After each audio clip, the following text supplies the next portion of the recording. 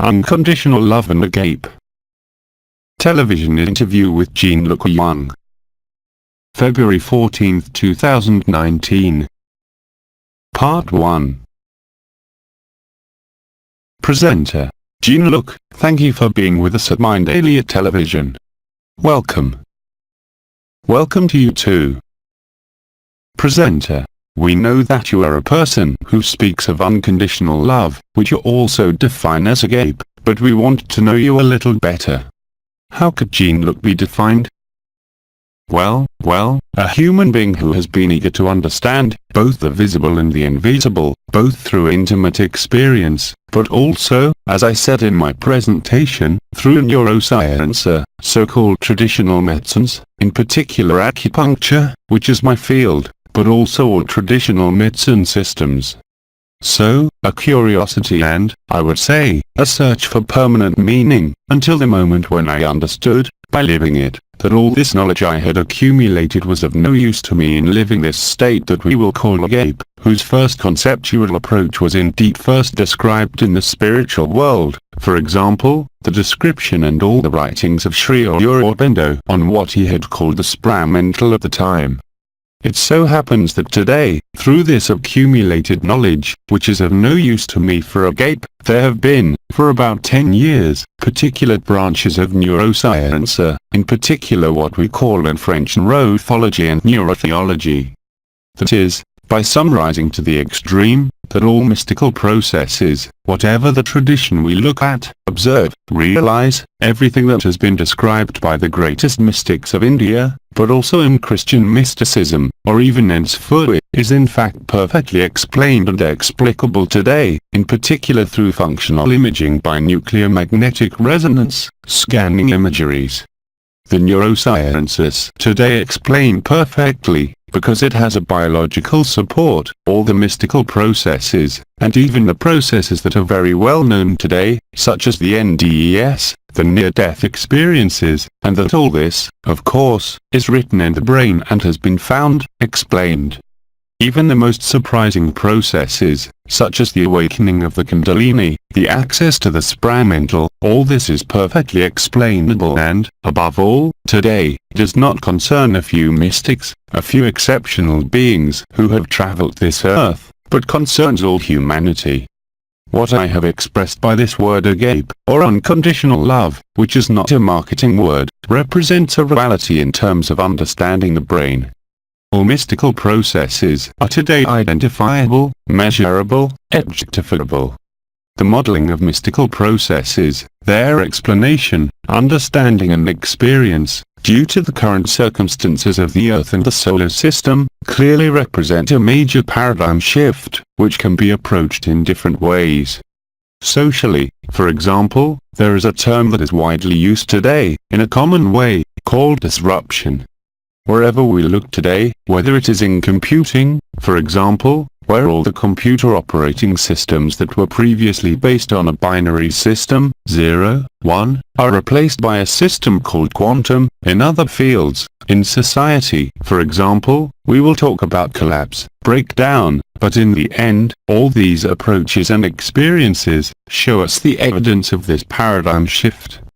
This process, as I said, is not reserved for a few mystics, but concerns all of humanity, although it is true that for the time being, it does not concern, of course, the whole of humanity, but an increasing number of human beings, who are experiencing this disruption, as illustrated, for example, in France or in other countries by the Yellow Jackets, at this time.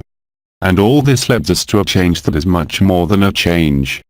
That's why I call it a paradigm shift, and we've perfectly identified it, this paradigm shift, in the brain.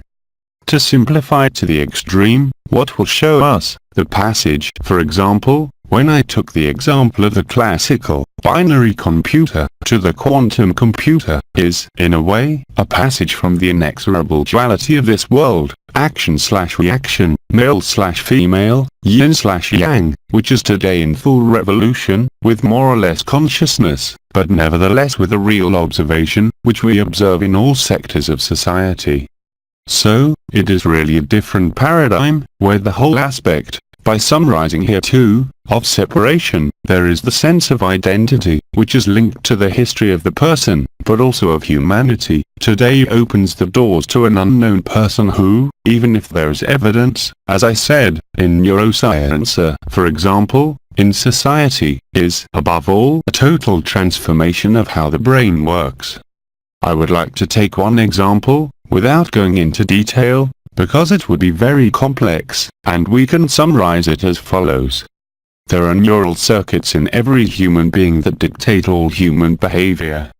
These circuits are perfectly identified and bring together what is called the seat of identity, that is, the idea of being an individual within a form where, of course, as we are mammals, like all other mammals, there is a societal, group aspect, with a number of well-known operating rules, which is an operation that could be called hierarchical or pyramidal, and which is being formally replaced by a form, even if the term is not exact, of equality, which puts an end to this hierarchical notion.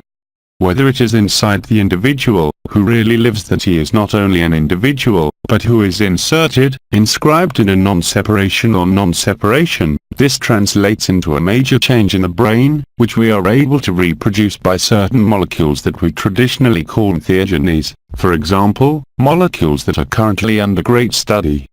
I will mention only two of these molecules, DMT and salvinorin, which are the two most studied molecules at the moment, because of their capacities on the functioning of the human psyche.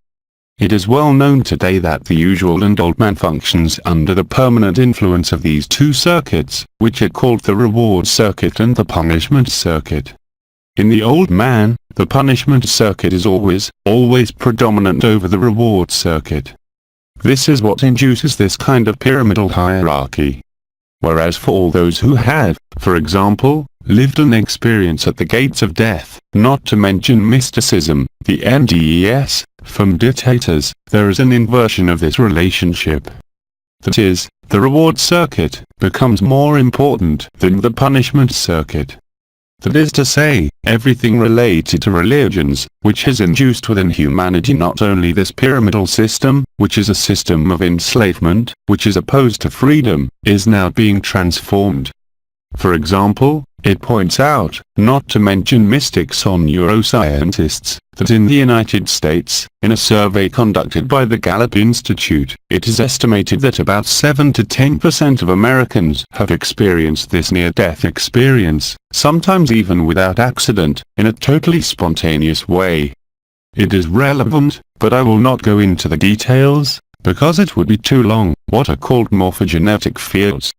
We observe that from the moment the reward circuit becomes more important than the punishment circuit, the punishment circuit is nothing more than Judeo-Christian teaching, to which society can only submit itself, and which today is confronted with this disruption that concerns not only humans, but all life on Earth, as well as everything that happens within this solar system, for example, astrophysical data that clearly shows that beyond the appearance of global warming, there is an essential transformation that includes and encompasses all life, all forms of life. Because from the moment the reward circuit has taken ascendancy on the punishment circuit, there are a number of things happening in the functioning of the human being and in the functioning of life, where competition, predation, the pyramid hierarchy, is replaced by a world that is benevolence. Because once this transformation takes place in the neural circuits, there is obviously a change in behavior that is induced, where the human being can no longer feel separated or divided from his congeners as well as from everything that is alive. So of course, this can be translated in different ways, whether it is through a need for change in agriculture, the need for a change in societal organization, but these are all aspects that will become more and more visible and that we are already seeing. Presenter. So it is a global change that we are seeing, but you are talking about a change in humanity, a morphological change in the human being. That's right. That's right. Presenter. Who will give changes and who is in a process of change. But I wonder, we are also living in a world of extremes at this time, where the old paradigm is facing the transformation of the human being. Of course. Presenter. Including at the cerebral level. That's normal. Presenter. Opposition to what is being initiated is therefore being created. This opposition is already foreseeable by the explanation at the level of neuroscience. Presenter. But my question is, in these times of extremes, where for millions of people what you say and what science shows, becomes an ever clearer in a reality that transforms the world not only technologically, but at a human level. Of course. Presenter. How long could this process take, and would it not lead us into a process of involution? I would summarize this by saying that there is no evolution or involution. There is the truth and there is what is not true. The way the old paradigm works, based on division, separation and hierarchy, can no longer persist. Because morphogenetic fields, as you said, concern millions of individuals, and there can be no turning back.